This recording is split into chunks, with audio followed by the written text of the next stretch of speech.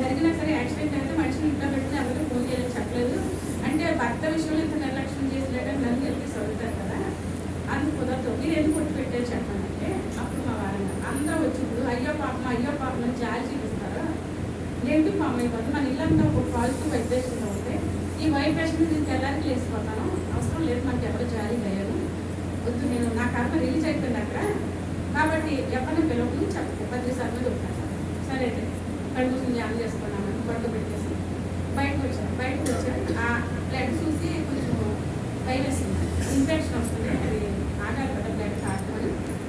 పవనం మళ్ళీ ఎక్కడున్నా మా ఇంటికి వచ్చే 10 సార్లు పంపించండి, మరి తీస్తేనేమో మీకే కొట్టుకుంటారు, నేను పిలవను, వాళ్ళిద్దరు ఎక్కడున్నా ఇంటికి పంపించండి అని ధ్యానం పంపించినాను. కూర్చునేసరికి ఒక పావు గంట అయ్యేసరికి ఖాళీ వెళ్ళిపోయింది, ఎవరైనా డోర్ చూసారు, పవనం మళ్ళీ వచ్చేసరికి అమ్మ ఇప్పుడు వచ్చేరేటన్నా మేమంటే సినిమాకి వెళ్ళామండి, టికెట్లు తీసుకుని లాట్కి వెళ్ళాం.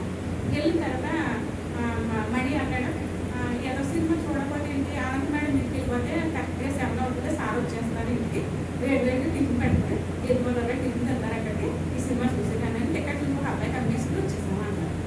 అప్పుడు అనుకుంటాను మీకు టిఫిన్ తినాలని అనిపించాము, అప్పుడు వేరే పని చేసింది 10 సార్లు చేశారమ్మా, నేను పిలిచాను మీరు ఎక్కడ రావాలని అందుకు వచ్చారు, వచ్చిన కారణం వేరే ఉంది, ఇలా 2 బాగుంటాయని చూపించారు. షాక్ అయిపోయారు, ఏంటి మనం అంత బ్లడ్ అయిపోతుంది, మీరు అంతా ప్రశాంతంగా ఉన్నారా, హాస్పిటల్ తీసుకెళ్ళి తొందరగా, మరి అదే కదా వాళ్ళ ఆయన హాస్పిటల్కి రానంటున్నారు, ఎవరికి ఫోన్ చేద్దాం కొట్టు పెట్టుకున్నారు, మరి నా పరిస్థితి ఏం చేస్తారు, మీరు ఇక్కడ కావాలని కోరుకున్నాను వచ్చారు.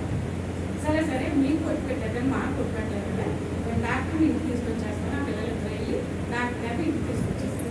అప్పుడు ఆ డాక్టర్ వచ్చి బ్లడ్ అంతా క్లీన్ చేసి 4 ఇంజక్షన్లు వేసేసి కొంచెం పెరగానం తినిపించమ్మని పెరగానం తినిపించేసి పడుకుని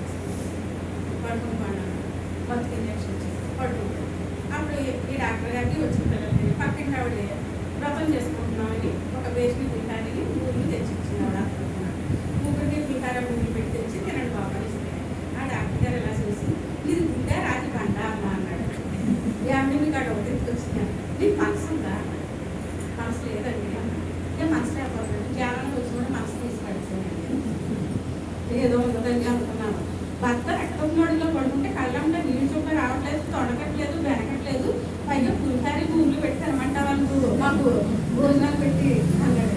అవును బాబు, ఎందుకు భర్త రక్తమోడిలో ఉన్నారంటే ఆయన కర్మ ప్రక్షాళన అవుతుంది, ఆయన బ్రతికి వచ్చినందుకు సంతోషపడుతున్నాను, ఆయన చచ్చిపోవాల్సిన మనిషి, ఆయన ధ్యానం వల్ల వాళ్ళు బ్రతుకున్నారు కాబట్టి సంతోషిస్తున్నాను, నీకు పెట్టడం కానీ నేను కూడా పులిహారి భూములు తెచ్చుకుని తింటాను, మా ఆయన అడగడానికి తినకుండా పడుతుంది, నేను శుభ్రంగా తింటాను, నేను కూడా నువ్వు కూడా తిను, నీకు ఏం డౌట్ లేదు అన్న. నీకు దండం తల్లి, నీ జ్ఞానానికి దండం తల్లి, నేను చూసి చాలా నేర్చుకోవాలన్నాడు. అంటే ఎంత ధైర్యం